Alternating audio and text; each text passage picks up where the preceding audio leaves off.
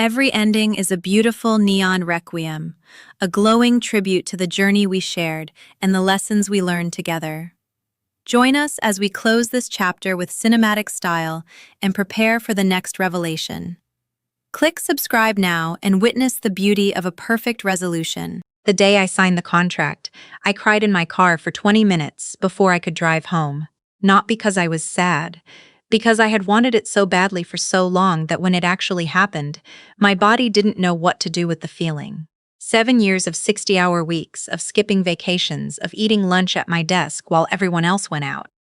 7 years of being the youngest structural engineer on every project I touched, always having to prove twice as hard that I belonged in the room. And then there it was, a signed agreement between my firm and the city of Columbus, Ohio for the redesign of the Whitaker Bridge. $19.4 million. My name on the lead engineering line. I called my brother first, I don't know why. Habit maybe. Or hope. He picked up on the second ring and I told him, and there was this pause, just a beat too long, before he said, "Wow, that's great." Like I'd told him I found a good parking spot. I brushed it off. I was too happy to let it land. I should have listened to that pause. My name is Iris. I'm 31 years old, and for most of my life I genuinely believed that if you worked hard enough, the people who loved you would be proud of you. I don't believe that anymore. But I'm getting ahead of myself. My brother is 4 years older than me. Growing up, he was the golden one. Naturally charming, effortlessly liked, the kind of person who walked into a room and made it louder. I was quieter, more serious. I spent summers doing math workbooks while he played baseball, and my parents didn't understand either of us. Not really, but they understood him more because he was easier to understand. He liked the things they liked. He laughed at the things they laughed at. I was always slightly off to the side, the kid who asked too many questions about how things worked, and not enough questions about how people felt. We weren't close growing up, but we weren't enemies either. He got a business degree, worked in sales for a few years, then started his own small construction company with a friend. Nothing flashy. Residential stuff, bathroom remodels, kitchen additions, deck builds. He did okay. Not great, but okay. I became a structural engineer, and for a long time I thought that was fine. Different paths, no competition. I was wrong about that too. The Whitaker Bridge contract changed everything, but I didn't know it yet. The week after I signed, I had dinner at my parents' house in Westerville. It was a Sunday, the kind of November evening where it gets dark at 5 and everyone feels slightly trapped indoors. My brother was there with his wife. My parents had made pot roast, which meant it was a celebration dinner. My mother only made pot roast when she wanted things to feel special. I remember thinking how nice it was. I remember feeling, for maybe the first time in years, like everything was going to be okay. Like I had finally arrived somewhere. My brother was quieter than usual at dinner. His wife kept filling the silences. I noticed but didn't push. After dessert, when my dad brought out a bottle of wine he'd been saving, my brother stood up to use the bathroom and was gone for almost 15 minutes. When he came back, he seemed fine. Normal, he toasted me, he smiled. 3 weeks later, I was in the hospital. I don't remember the accident.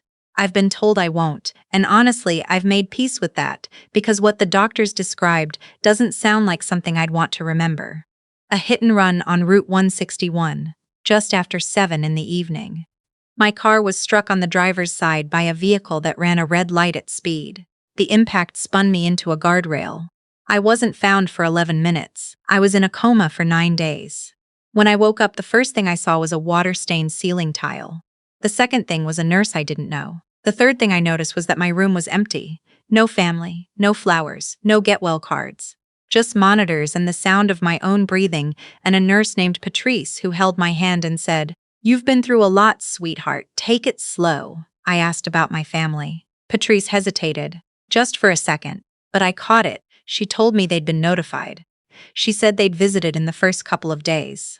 I found out later, much later, that visited meant my mother came once, stood at the door, and left without coming in. That my brother came with his wife on day 2, stayed for maybe 20 minutes, and hadn't returned. That my father never came at all. 9 days. I was unconscious for 9 days, and my family collectively decided that was enough of their time. The first few days of being awake were consumed entirely by pain and confusion and the strange work of learning how to be inside a body again. I had a fractured pelvis, 3 broken ribs, a shattered left wrist, and a traumatic brain injury that the doctors were still monitoring for longer-term effects. I couldn't walk. I could barely hold a cup. A speech therapist came every morning to run me through exercises that made me feel humiliated and grateful at the same time. My firm sent flowers. My colleague Petra, not a close friend, just someone I'd worked alongside for 2 years, came on day 4 and sat with me for an hour and didn't try to fill the silence with hollow reassurances. She just brought a crossword book and did the puzzles out loud and asked me if any of the clues sounded right to me. That hour meant more to me than anything my family did in the entire time I was hospitalized. My brother called once. On day 6 of my consciousness, it was a short call. He asked how I was doing. He said he'd been meaning to come by, but things had been busy. I said I understood. I didn't understand, but I said it because I didn't have the energy for anything else. What I didn't know, what I had no way of knowing while I lay in that hospital bed trying to relearn how to hold a fork, was what was happening with the Whitaker Bridge project. 3 days after my accident, my brother called my firm. He told them he was my emergency contact. He wasn't. I'd listed a college friend, and that I'd asked him to check in on the project status on my behalf while I was recovering. That was a lie. Then he followed up with an email from an address that looked almost exactly like mine, missing 1 letter in my last name, telling my project manager that I'd be delegating day-to-day decisions to a consultant named Darren Walsh during my recovery. Darren Walsh was his college roommate. Also a lie. Walsh existed, but I'd never spoken to him in my life. I don't know exactly how much access my brother managed to get in those 9 days. I know he got some. I know he was on at least 2 calls with city contacts, presenting himself as connected to my work. I know that Walsh submitted a preliminary design revision. Not a good one, not a safe one, but one, with documentation that implied I had approved it. The fraud wasn't complete, but it had started. I found out none of this while I was in the hospital. I found out in pieces, over weeks, as I recovered first in a rehab facility in Gahana, and then in my apartment, which a coworker had been checking on, bless her, and started slowly, painfully reconnecting with my professional life. The first sign was an email thread my project manager forwarded to me with a note that said, "I'm not totally sure what's going on here, but I wanted you to have this before our call." I read it on my phone lying in bed, still wearing a wrist brace, and my stomach dropped so fast I had to put the phone down and breathe. My name. My project. Someone speaking for me without my knowledge. Design decisions being made in my name that I had never approved. I called my project manager, Denise, immediately. She was careful and professional, and I could tell she'd already been worried, already had her doubts. We talked for 40 minutes. By the end, we both knew something was wrong. She froze the project communications and told me to get my attorney involved before we took any further steps. I didn't have an attorney. I had a real estate lawyer I'd used when I bought my condo. I called her, explained the situation, and she referred me to someone who handled fraud and civil litigation. His name was Owen Park. He was in his mid-40s, calm in a way that felt like bedrock, and he listened to everything I told him without interrupting, and then said, "Okay, here's what we're going to do." That was the first time in weeks I felt like the ground was solid under my feet. We started documenting everything. Owen pulled the email records. We tracked the IP addresses. We got the phone logs from my firm's main line. My brother had been careful, but he hadn't been careful enough. The fake email address was registered to a device associated with his home Wi-Fi, a detail that came out through the civil discovery process later, and that I imagine woke him up at 3 a.m. once or twice before the hearing. Walsh, his consultant friend, had signed documents. That was a significant mistake. You can claim confusion about communications, about who authorized what, about miscommunication in a crisis. You cannot easily explain your actual signature on paperwork you knew you had no authority to sign. Through all of this, I said nothing to my family. My mother called occasionally. Brief calls, always slightly strained, always with the feeling that she was checking a box rather than genuinely asking how I was. She never asked about the project. She never asked about money or work, or what the recovery was actually costing me. And it was costing me. The medical bills alone were staggering, and I was burning through savings while fighting to keep my professional life from being dismantled around me. She asked how physical therapy was going. She said she hoped I was eating enough. My father called twice. Both times I let it go to voicemail. My brother called once more about 6 weeks after the accident and asked if I needed any help with work stuff. I said I had it handled. He said that was great, really great. There was that pause again. Longer this time. I had become someone different in that hospital bed. Not worse, I don't think, but harder in certain places that used to be soft. When you're lying in a room waiting for your family to show up and they don't, something shifts. You start doing the math you'd always refused to do. You add up the years of small slights and dismissals. The way my accomplishments were always greeted with a slight change of subject. The way my brother was the one my parents called first, with good news, even when the news wasn't his. You add it all up and you see the number clearly for the first time and you realize, this is who they are. This is who they have always been. I was the one choosing not to see it. I chose to see it now.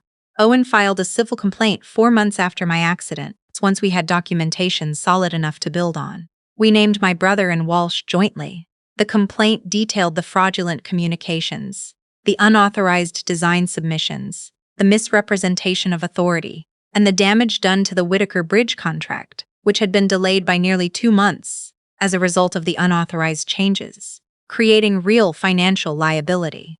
I also, separately, provided a full documented account to the Columbus Police Department Fraud Division. That process moved more slowly, but it moved. My brother was served on a Thursday afternoon. He called me that night. I didn't answer. He called 3 more times. I didn't answer any of them. He texted, "We need to talk." I didn't respond. He showed up at my parents' house and apparently told them some version of events that cast him as a victim of misunderstanding. I know this because my mother called me the next morning and said, in a voice that was trying to be gentle and landing somewhere closer to reproachful, "Your brother says you're taking him to court." I said, "Yes." She said, "Iris, I think this can be handled privately. Within the family." I thought about the water-stained ceiling tile. I thought about Patrice, the nurse, holding my hand. I thought about 9 days and an empty room and a fake email address registered to my brother's home network. I said, "There's nothing to handle privately. What he did isn't a private matter." She started to say something about how my brother had always struggled, how the business had been hard lately, how family should come first. I let her talk. When she finished, I said, "I have to go," and I hung up. I want to be honest about what that felt like. People expect you to say it was empowering, that you felt strong and clear. The truth is, it felt like pulling a splinter out of your hand. Necessary and sharp, and followed by a kind of hollow ache that doesn't go away quickly. The civil hearing was scheduled for a Tuesday in March, 8 months after my accident. By then I was walking without a limp, though my wrist still bothered me in cold weather. I had returned to the Whitaker Bridge project.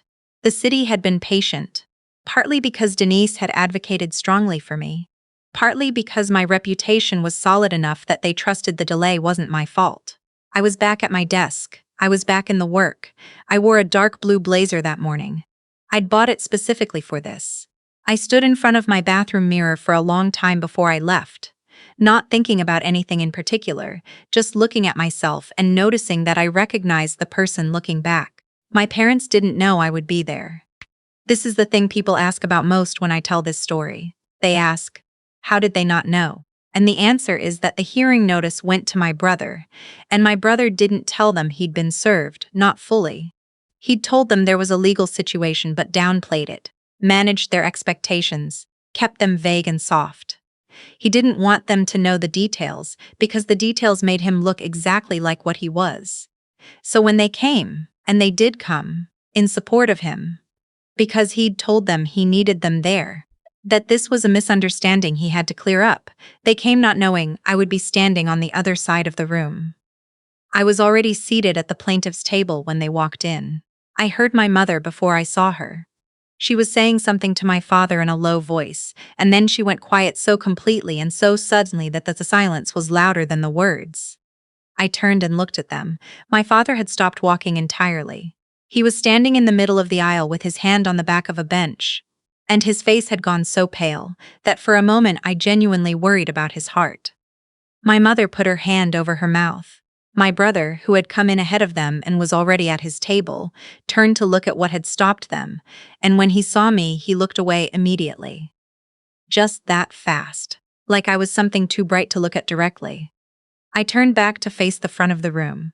Owen put his hand briefly on the table near mine. Not touching, just close, and said quietly, "Ready?" I said yes. I'm not going to walk through every detail of the hearing because the legal specifics matter less than what they added up to. Owen presented the documentation clearly and methodically.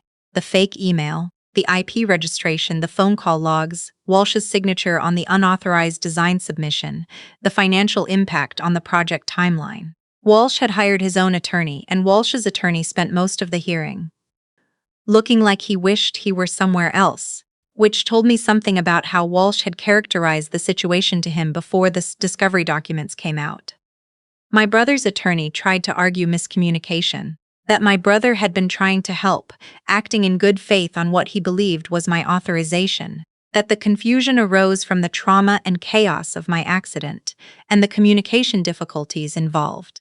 The judge, a woman in her late 50s who had the expression of someone who had heard every version of this kind of story and was not impressed by any of them, asked very calmly how my brother had obtained the password to the email account he'd used to impersonate me. There was a long pause. The attorney said they'd address that. The judge said she'd like him to address it now. He couldn't. Not really.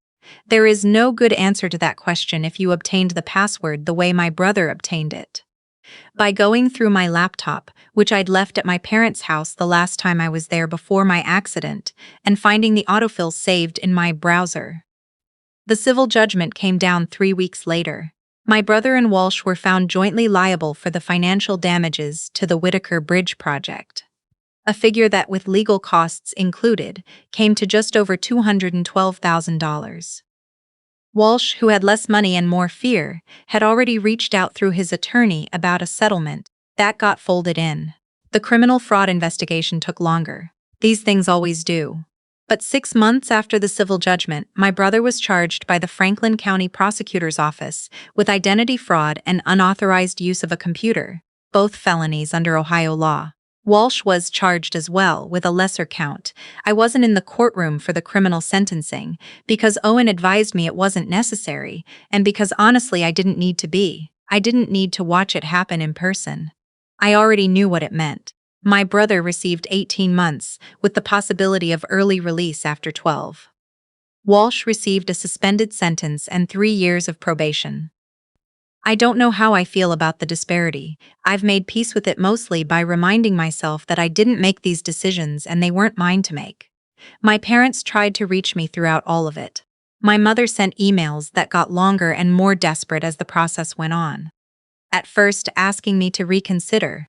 Then always explaining my brother, always finding reasons. Then something closer to genuine anguish near the end.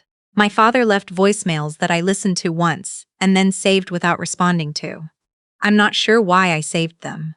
Maybe because I wanted proof of what it felt like to be someone's afterthought even when they were trying. I didn't block them. I didn't change my number. But I stopped responding, and after a while they stopped reaching out with any frequency, and that silence settled over everything like the first snow of winter. Quiet and heavy and strangely peaceful. What I did instead, I finished the Whitaker Bridge redesign. I stood on that bridge on a cold Wednesday morning in February the year after everything and watched the first vehicles cross it, and I felt something I don't have a clean word for. Pride doesn't quite cover it. It was more like wholeness, like evidence. I also started mentoring 2 younger engineers at my firm, both women, both earlier in their careers than I'd been when I felt most invisible.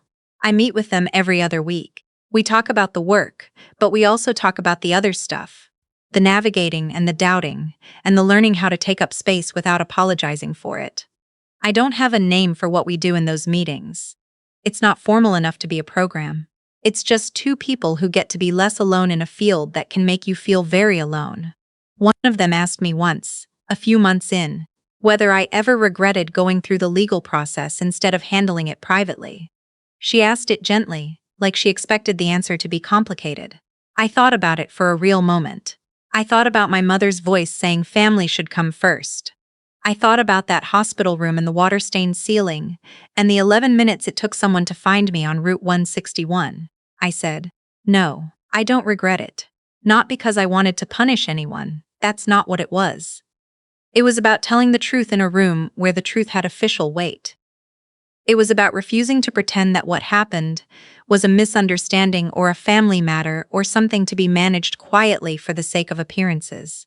Some things happened to me that I didn't choose: the accident, the hospital, the empty room. But what came after, every single piece of what came after, I chose. And I would choose it again.